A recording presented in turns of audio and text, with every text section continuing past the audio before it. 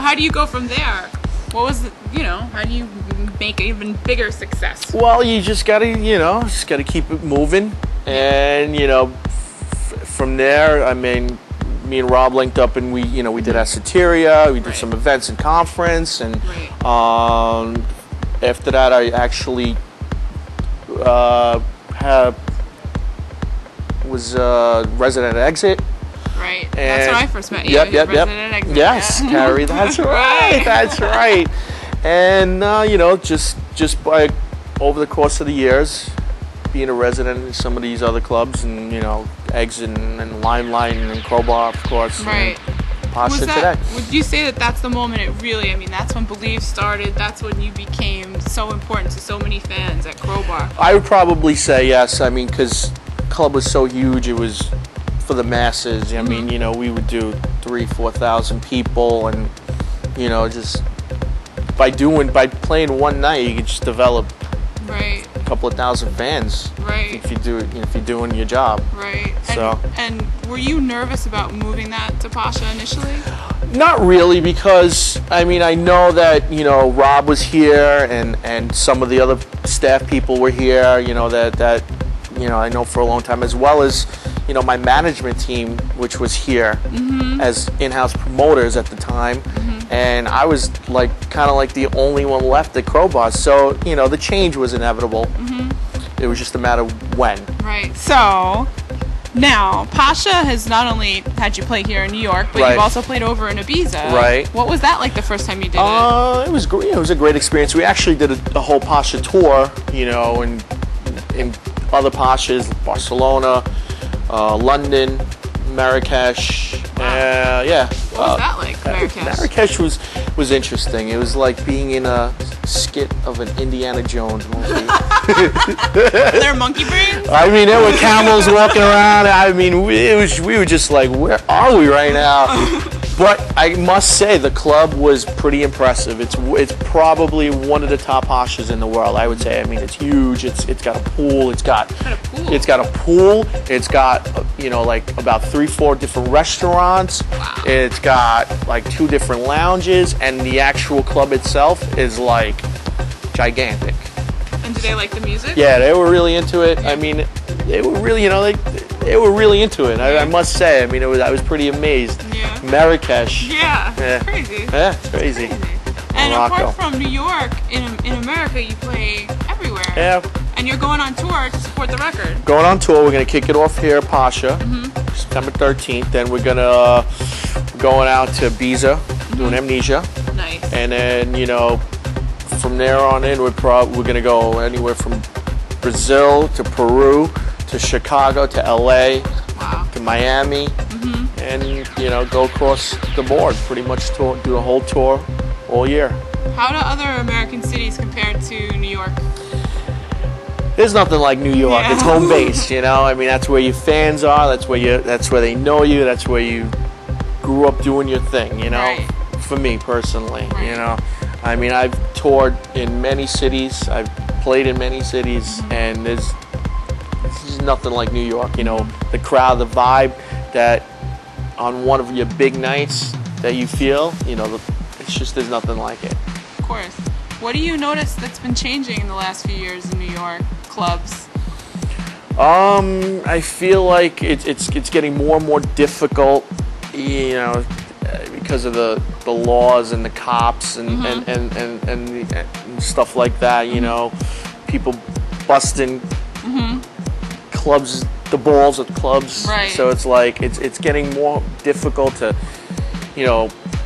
keep it going, because any little thing, whether it's a little drug bust here or a fight or anything, or a license, or Any excuse to shut you down, and I feel like it's wrong, because this is New York City. This is the city that never sleeps. Right. And they just keep closing all the bigger clubs down. Right. And it's like, what are we gonna do? What are we gonna be left with? When you're not reviewing music to play at the Right. club or going through dance music, what music do you listen to?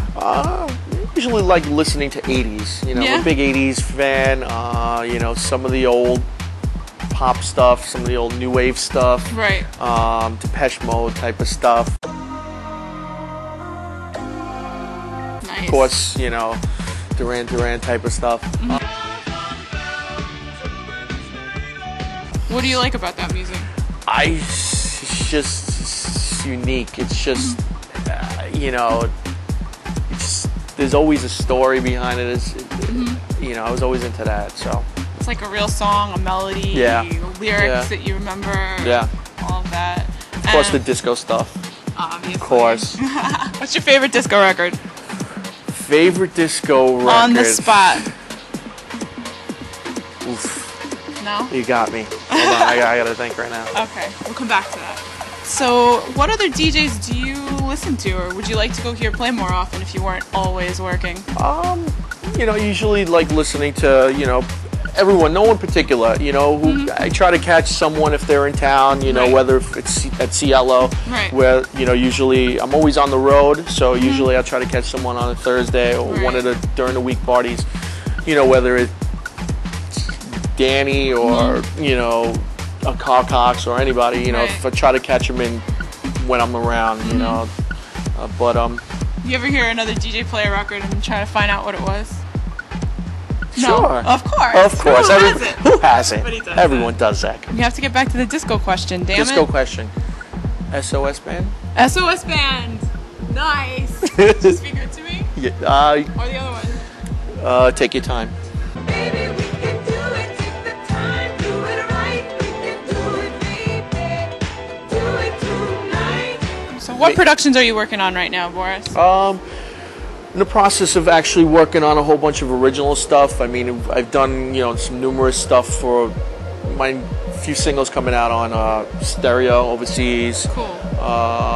Star 69, of course, Nervous. You know, some of the local labels. You know, of course, I'm writing some of my own stuff.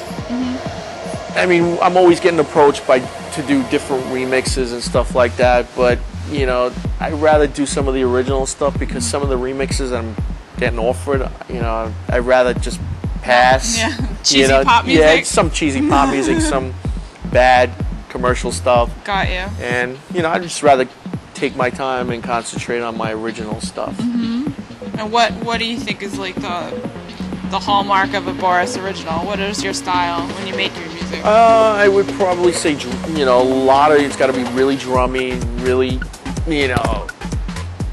I would probably say, like, you know, I try to peak, have Peak it hour peak stuff. hour stuff, you know, and you know, some driving stuff, some, you know, some techie stuff, kind of the stuff that I'm playing today, Right. You know, so But the big stuff, the big, Big- record, big- not the lead-in record, not the fillers, not the fillers, not the fillers. the big one. Who's currently on your team? Who's on Team Boris? Oh well, we have Dennis the Menace, who's actually, you know, who's been with me for 5 years now.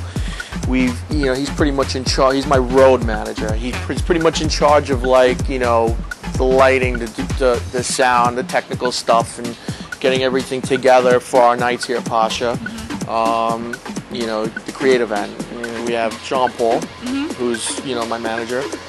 And he pretty much is the guy who handles all the business. You know, he's the one who talks to Rob.